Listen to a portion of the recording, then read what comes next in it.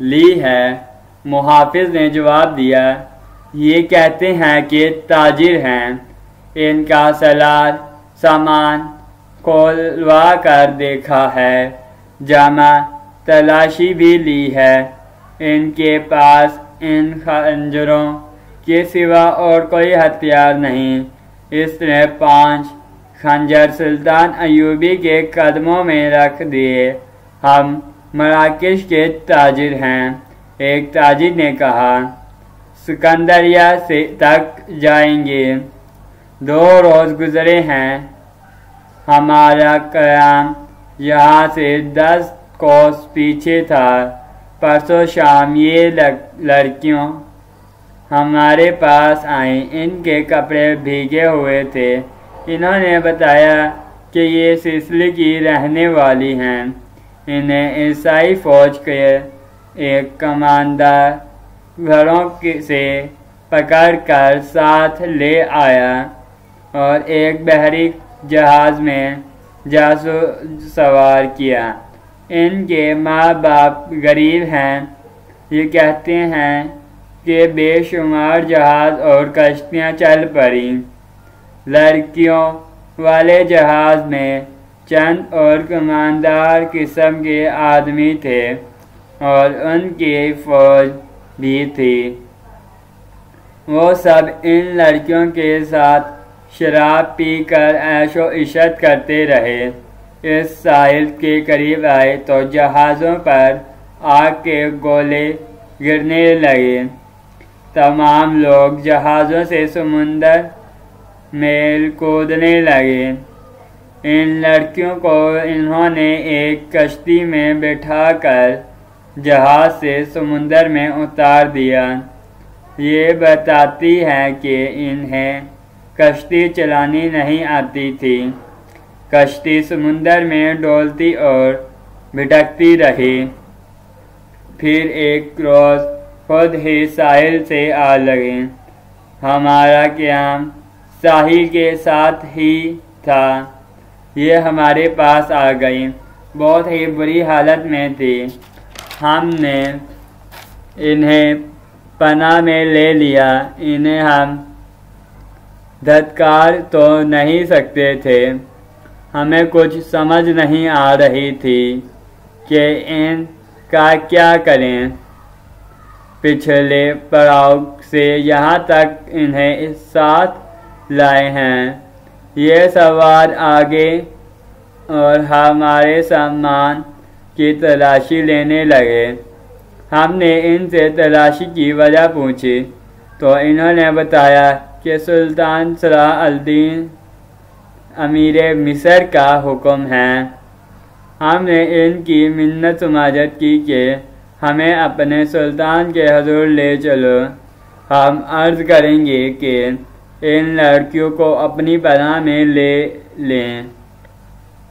ہم سفر میں ہیں، انہیں کہاں کہاں لائے پھریں گے۔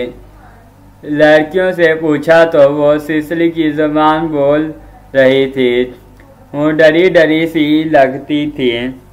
ان سے 2-3 اکٹھی ہی بولنے لگی۔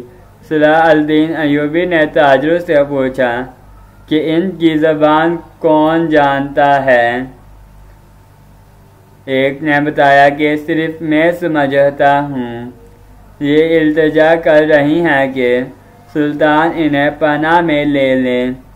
کہتی ہیں کہ ہم تاجروں کے قافلے کے ساتھ نہیں جائیں گے، کہیں ایسا نہ ہو کہ راستے میں ڈاکو ہمیں اٹھا کر لے جائیں۔ ادھر جنگ بھی ہو رہی ہے، ہر طرف عیسائیوں اور مسلمانوں کے سپاہی بھاگتے اور دوڑتے پھر رہے ہیں۔ ہمیں سپاہیوں سے بہت ڈر آتا ہے۔ ہمیں جب گھروں سے اٹھایا گیا تھا تو ہم سب کنواری تھی۔ ان فوجیوں نے بحری جہاز میں ہمیں طوائف بنائے رکھا ہے۔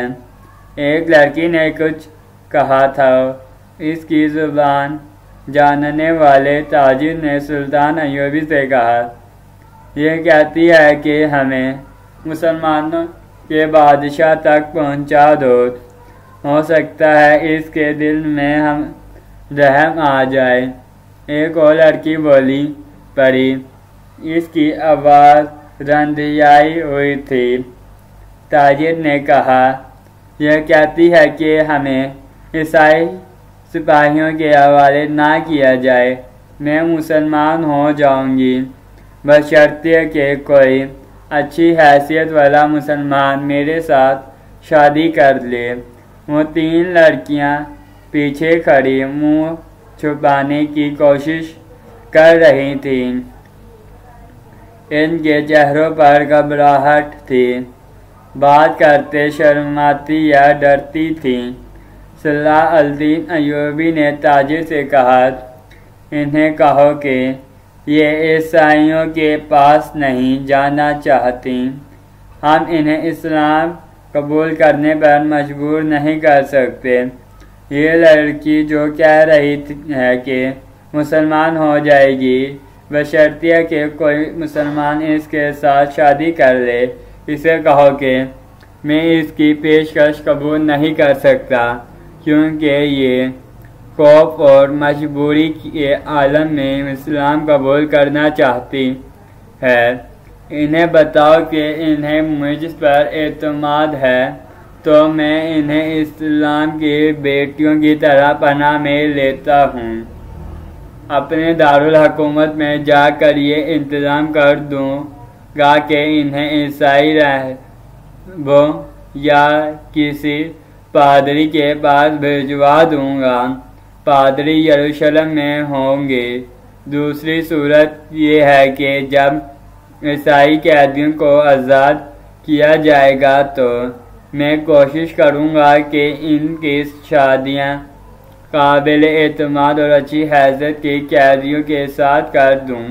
انہیں یہ بھی بتا دو کہ کسی مسلمان کو ان سے ملنے کی اجازت نہیں ہوگی اور نہ انہیں اجازت ہوگی کہ کسی مسلمان سے ملے۔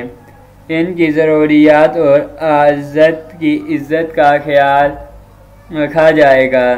تاجر نے لڑکیوں کو ان کی زبان میں سلطان ایوبی کی ساری باتیں بتائیں تو ان کے چہروں پر رونق آ گئی۔ وہ ان شرائط پر رضامند ہو گئی۔ تاجر شکریہ ادا کر کے چلے گئے۔ صلاح الدین ایوبی نے لڑکیوں کے لیے ایک خیمہ لگانے اور خیمے کے باہر ہر وقت ایک سنتری موجود رہنے کا حکم دیا۔ وہ خیمے کی جگہ بتانے ہی لگا تھا کہ 6 صلیبی قیدی سلطان ایوبی کے سامنے لائے گئے۔ وہ بہت ہی بری حالت میں تھے۔ ان کے کپڑے بھیگے ہوئے تھے، کپڑوں پر خون بھی تھا، ریت بھی۔ ان کے چہرے لاشوں کی مانند تھے۔ ان کے متعلق بتایا گیا کہ 1.5-2 میل دور ساحل پر بے سود پڑے تھے۔ وہ ٹوٹی ہوئی کشتی پر تیر تیر رہے تھے۔